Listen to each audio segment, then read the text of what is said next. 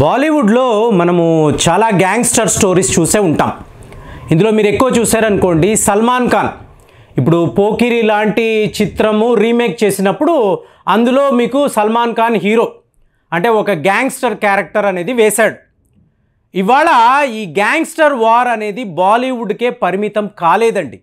మొన్నటికి మొన్న అంటే ఏప్రిల్ 14 ఉదయము 5ంటికి ఇద్దరు వ్యక్తులు నేరుగా సల్మాన్ ఖాన్ ఇంటికి వచ్చారు. ఎక్కడ? ముంబైలో.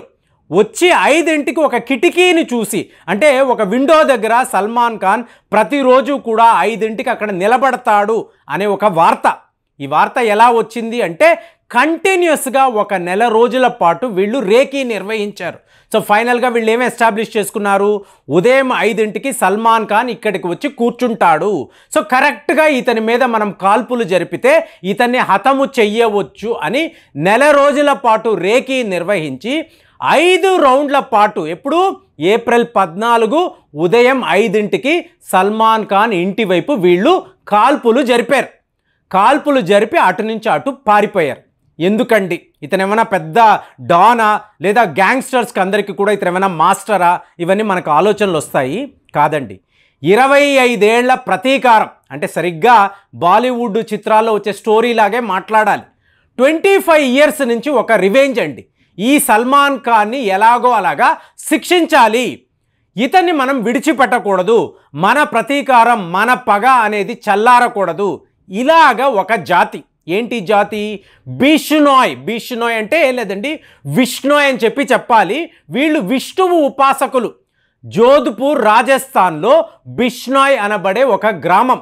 చూడండి, 1998లో అప్పుడు సల్మాన్ ఖాన్ ఒక అప్కమింగ్ హీరో. అంటే కొన్ని చిత్రాలు మాత్రమే ఇతనికి హిట్ చిత్రాలు. మీకు హమ్ సాత్ సాత్ హై అనే ఒక చిత్రం, ఇందులో మీకు సైఫీ అలీ ఖాన్ ఉన్నాడు, టబు, సోనాలి బింద్రే. సో మీకు మల్టీ స్టారర్ చిత్రం. సో దీని షూటింగ్ కోసం వీళ్ళు రాజస్థాన్ వెళ్ళారు, జోధ్పూర్ వెళ్ళారు. సాయంత్రం పూట ఖాళీగా ఉండే సల్మాన్ ఖాన్ ఈ ఫామ్ హౌస్లో ఎన్నో జింకలను చూశాడు. సో ఈ జింకలను వేటాడి రాత్రికి రాత్రి ఆ మాంసాన్ని తినడం, ప్రతిరోజు ఒక 2-3 రోజులుగా ఇదే పనిలో ఉన్నాడు. ఈ జింక అంటారా, బ్లాక్ బగ్ని అంటారు. బ్లాక్ బగ్ అంటే కృష్ణ జింక అండి. మీకు బిషోయ్ కమ్యూనిటీ వాళ్ళు, బిషోయ్ జాతి వాళ్ళు ఏకంగా దేవతతో సమానంగా కొలిచే ఒక జింక. సో ఒకరోజు జరిగింది, 2 రోజులు జరిగిన వెంటనే మీకు ఈ గ్రామస్తులు అలర్ట్ అయిపోయారు. నేరుగా వీళ్ళు అక్కడ ఉండే పోలీస్ స్టేషన్కి వెళ్ళారు. సల్మాన్ ఖాన్కి వ్యతిరేకంగా కేసు పెట్టారు. సో పెట్టినప్పుడు పోలీసులు కూడా సల్మాన్ ఖాన్ని అరెస్ట్ చేశారు. మీరు గమనించారనుకోండి, గత 20-25 ఏళ్లలో సల్మాన్ ఖాన్ ఎన్నోసార్లు జైళ్ళకి వెళతాడు, మళ్ళీ వస్తాడు, మళ్ళీ వెళతాడు, వస్తూ ఉంటాడు. సో ఇదంతా చూసిన వాళ్ళు ఏంటంటే, సల్మాన్ ఖాన్ మాకు క్షమాపణ చెప్పాలి, మా కృష్ణ జింకను హతము చేశాడు, వేటాడాడు, ఇతను మా జాతికి అంటే మా గ్రామానికి వచ్చి మా పెద్దల ముందు క్షమాపణ చెప్పాలి అంటే సల్మాన్ ఖాన్ ఒక పెద్ద స్టార్. అతను ఒక గ్రామానికి వచ్చి ఒక సర్పంచ్ ముందు క్షమాపణ చెప్పడం ఏంటి? ఇది జరగలేదు. దాంతో ఈ పగ, ఈ ప్రతీకారం ఎంతలాగా అంటే ఈ బిషోయ్ కమ్యూనిటీ ఉన్నారు చూసారా, సల్మాన్ ఖాన్ని విడిచిపెట్టాము, ఇతనికి ఏదో ఒక రకంగా శిక్ష అనేది ఉంటుంది. ఇలా ఆలోచించిన వాళ్ళు చూడండి, మీకు అన్మోల్ బిషోయ్ అని చెప్పి ఈ కుర్రాడనే అనాలి, ఎందుకంటే 30 ఇయర్స్ అండి, బిలో 30 ఇయర్స్. ఇతను అమెరికాలో ఉంటాడు, అలాగే కెనడాలో ఉంటాడు. ఇతను అన్నయ్య లారెన్స్ బిష్నోయ్ అని అంటారు. ఇతను ప్రస్తుతము తిహార్ జైల్లో ఉన్నాడు. ఎందుకు ఇతను జైలుకు వెళ్ళాడు అంటే సిద్ధూ మూసావాలా అంటారు. ఇతను ఒక ర్యాప్ సింగర్. సో అతని హత్య కేసులో ఇతన్ని ఇవాళ వీళ్ళు తిహార్ జైల్లో పెట్టారు. మరి ఇతనికి సల్మాన్ ఖాన్కి ఏమిటి పగ అంటే ఈ బిష్నోయ్ జాతి వీళ్ళందరూ కూడా చూడండి, అన్మోల్ బిష్నోయ్, లారెన్స్ బిష్నోయ్, అలాగా ఈ జాతికి చెందిన వాళ్ళు. అంటే పుట్టడమే ఈ గ్రామస్తులు వీళ్ళలో ఎంతలాగా బ్రెయిన్ వాష్ చేశారంటే, ఒకప్పుడు సల్మాన్ అనబడే నటుడు మన గ్రామానికి వచ్చాడు, ఫామ్ హౌస్లో ఉండి మన కృష్ణ జింకను వేటాడాడు, సో వీడు ఎప్పుడు కూడా మన క్షమాపణ చెప్పలేదు, వీడిని విడిచిపెట్టకూడదు. ఇవాళ కూడా అదే పొగరు, ఇతను ఒక పెద్ద సూపర్ స్టార్ అవ్వచ్చు, కానీ మన జాతికి ఇతను తీరని ద్రోహం చేశాడు, వీడికి మనం బుద్ధి చెప్పాలి. ఇలాగ ఈ కుర్రాళ్లకు వీళ్ళు బ్రెయిన్ వాష్ చేస్తూనే ఉన్నారు. మరి సల్మాన్ ఖాన్ ఇంటి ముందు ఈ కాల్పులు ఎవరు చేశారు అంటే ఒక వ్యక్తి పేరు విక్కీ గుప్తా, ఇంకొక వ్యక్తి పేరు సాగర్ పాల్. వీళ్ళు బీహార్కి చెందిన వాళ్ళు. సరిగ్గా ఫిబ్రవరి 28వ తారీఖు వీళ్ళు ముంబై వచ్చారు. ఎక్కడి నుంచి? బీహార్ నుంచి వచ్చారు.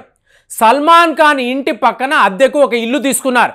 ప్రతిరోజు ఆ ఇంటి ముందు వెళ్ళడము, సల్మాన్ ఖాన్ ఎప్పుడు బయటకు వస్తున్నాడు, ఎప్పుడు మళ్ళీ ఇంటికి వెళ్తున్నాడు, సెక్యూరిటీ ఏమిటి, సో ఇతని చుట్టూత సీసీ కెమెరాలు ఎక్కడెక్కడ ఉన్నాయి, ఈ పోలీస్ వ్యవస్థ ఏంటి, వీటినంతా క్షుణ్ణంగా గమనించారు.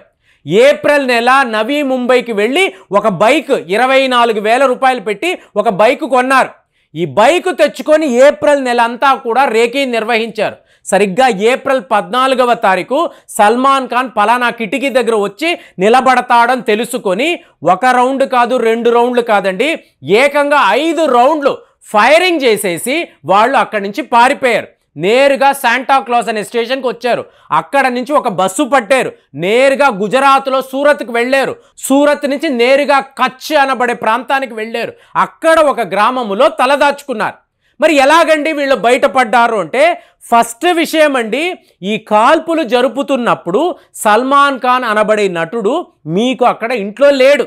ఎవరో కదులుతూ ఉంటే సల్మాన్ ఖాన్ అనుకొని వీళ్ళు కాల్పులు జరిపారు. వీళ్ళని ఎలా పట్టుకున్నారు అంటే ఆ బైక్ కొన్నారు చూసారా, కొంటున్నప్పుడు ఒరిజినల్ ఆధార్ని ఇచ్చారండి. ఒరిజినల్ ఆధార్ కాపీని మీకు అమ్మిన వాడికి ఇచ్చారు. సో దానిని పట్టుకొని ఆ మొబైల్ ఫోన్, దాని యొక్క ట్రాకింగ్, ఎక్కడెక్కడ సెల్ టవర్స్ ఉన్నాయి, సిగ్నల్స్ వస్తున్నాయో గమనించిన పోలీసులు నేరుగా కచ్లో 2 యువకులు ఉన్నారని తెలుసుకున్నారు, పట్టుకున్నారు. ఇప్పుడు అసలు విషయం ఏమిటి అంటే మీకు యువకులకి ఈ లారెన్స్ బిష్నాయ్ అలాగే మీకు అన్మోల్ బిష్నాయ్ వీళ్ళకి కనెక్షన్ ఏమిటంటే వీళ్ళు చెప్పడంతోనే లారెన్స్ బిష్నాయ్ తిహార్ జైల్లో ఉన్నాడు. ఇక్కడ నుంచి వీళ్ళకి ఇన్స్ట్రక్షన్స్ ఇచ్చాడు. అంటే చూడండి ప్రిజన్ సిస్టమ్స్ ఎంత వీక్గా ఉన్నాయంటే ఇక్కడ నుంచి చెప్పి సల్మాన్ ఖాన్ ఇంటికి వెళ్ళు అని చెప్పి డబ్బులు కూడా వాళ్ళు ఏర్పాటు చేశారు. ఇక్కడ సల్మాన్ ఖాన్ అంత ఈజీగా దొరికిపోతాడా అంటే సల్మాన్ ఖాన్కి ఎంతోమంది డాన్లతో సంబంధాలు ఉన్నాయండి. మీకు ఈ అన్మోల్ బిష్నాయ్ ఉన్నాడు చూసారా, యుఎస్ నుంచి, కెనడా నుంచి వరుసగా మెయిల్స్ పెడతాడు. ఎవరికి? సల్మాన్ ఖాన్కి. థ్రిటనింగ్ కాల్స్. ఒరే నిన్ను నేను విడిచిపెట్టను, మా జాతికి ఇంత ద్రోహం చేశావు కదా, నువ్వేమైనా పెద్ద నిన్ను డాన్ అనుకుంటున్నావా, సినిమాల్లో నువ్వు ఎగిరి ఎగిరి ఫైట్లు చేస్తే నిజంగానే మాతో ఫైట్ చేయగలవు అనుకుంటున్నావా, ఈ దావూద్ ఇబ్రహీం అంటే మాకేమైనా భయం అనుకున్నావా, పదా చూసుకుందాం. ఇలాగా ఈ అన్మోల్ బిష్నాయ్ వరస పెట్టి ఇలాంటి బెదిరింపు మెయిళ్ళు, మెసేజ్లు పెడుతూనే వస్తాడు. కాబట్టి సల్మాన్ ఖాన్ కూడా తన ప్రొటెక్షన్ కోసము ఎంతోమంది ముంబైలో ఉండే గ్యాంగ్స్టర్స్ వీళ్ళందరితో కలిసి వీళ్ళకు పార్టీలు ఇచ్చి డబ్బులు పంచి తన సెక్యూరిటీ చూసుకుంటాడు. కానీ ఇందులో విచిత్రం ఏంటో చెప్పమంటారా, మీకు మహారాష్ట్ర యొక్క చీఫ్ మినిస్టర్ సల్మాన్ ఖాన్ని కలిసి, అంటే ఆయన ఇంటికి వెళ్ళి కలిసి మీకేం కాలేదు కదా బాబు, మీరు సేఫ్గానే ఉన్నారు కదా, సో ఇలాగ మీ మీద దాడులు జరిగాయా, ఇది చాలా దారుణము, ఇలాంటి విషయాలు చెప్పి ఒక బొక్కే చేతిలో పెట్టి నేరుగా వీళ్ళ సీఎం బయటికి వచ్చాడు. అంటే సల్మాన్ ఖానే ఒక పెద్ద గ్యాంగ్స్టర్.